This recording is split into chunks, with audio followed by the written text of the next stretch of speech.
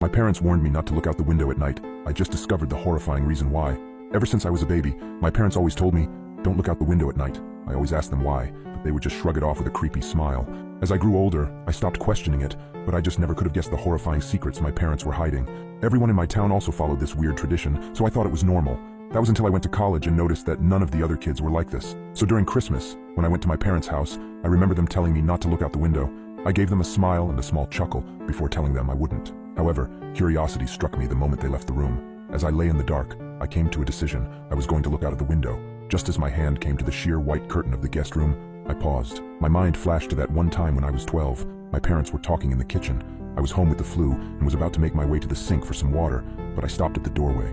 I hid behind the wall, peeking my head out from the doorway just an inch. My mother was crying and my father was holding her and rocking. That poor little girl. I feel horrible for her family, whispered my mother. My father just nodded and continued holding her. I went back to my room after that. Several hours later, my dad came up to my room with several pieces of wood and boarded up my windows. What are you doing that for, Dad? I asked him. Oh, it's nothing. Just safety reasons, he replied.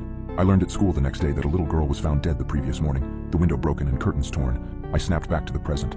My hand drew back from the curtain. I shook my head, cursing myself for being so weird. What was the worst that could happen? It was just a window, it couldn't hurt me, right? As I reached my hand out again, my instinct was telling me to stop. My gut twisted as I reached nearer and nearer. Just as I touched the curtain, a painful howl came from the forest surrounding the house. I flinched back, deciding to just lay down and try to get some sleep. I forgot how hard it was to get sleep in my hometown. Every night, coyotes howled for hours everywhere in town, or at least I thought they were just coyotes. The next night, I woke up in a cold sweat. I glanced over at the alarm clock next to my bed. It was midnight. I groaned and sat up in bed. A low growling sound from outside of my bedroom window. I thought back to last night and decided that I had made up my mind about looking out. I thrusted my arm towards the curtain and pulled back hard, almost ripping it away from the rod. I flattened myself against the wall next to the bed for a moment before I put one eye in front of the window. I immediately regretted my decision as I heard claws clacking up the house. I flung myself out of bed, tumbling on the floor. I stood up and got back up on the bed. I stuck my face closer to the window as the clacking got closer and closer. It suddenly stopped for a second before the most terrifying creature popped up from outside, emitting a horrible shriek as it did so.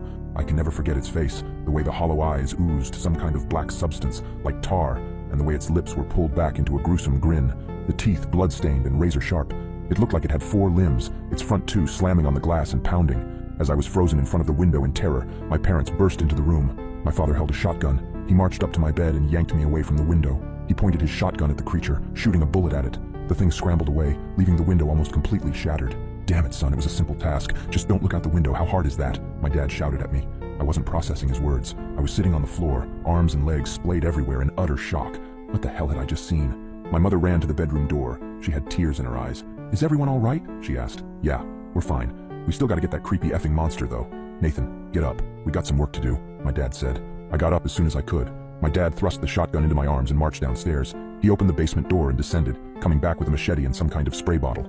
He sprayed the liquid onto the machete before walking to the front door and wait. Dad, what are you doing? I asked, confused. I was just traumatized, and now my dad is waiting at the door, machete in hand like he was about to kill someone. Instead of a response, my dad just hushed me. The house was quiet for several seconds before a loud banging and howling came at the front door. We heard a rip, and we knew the screen door was no more.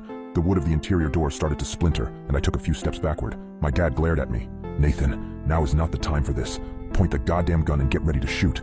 I aimed the gun at the door, trying to find the spot where the howling was coming from. The door was strong, but it wasn't indestructible. The creature burst through the door, and I pulled the trigger in a moment of terrified panic. My dad knelt down and brought his machete down on the abomination's head.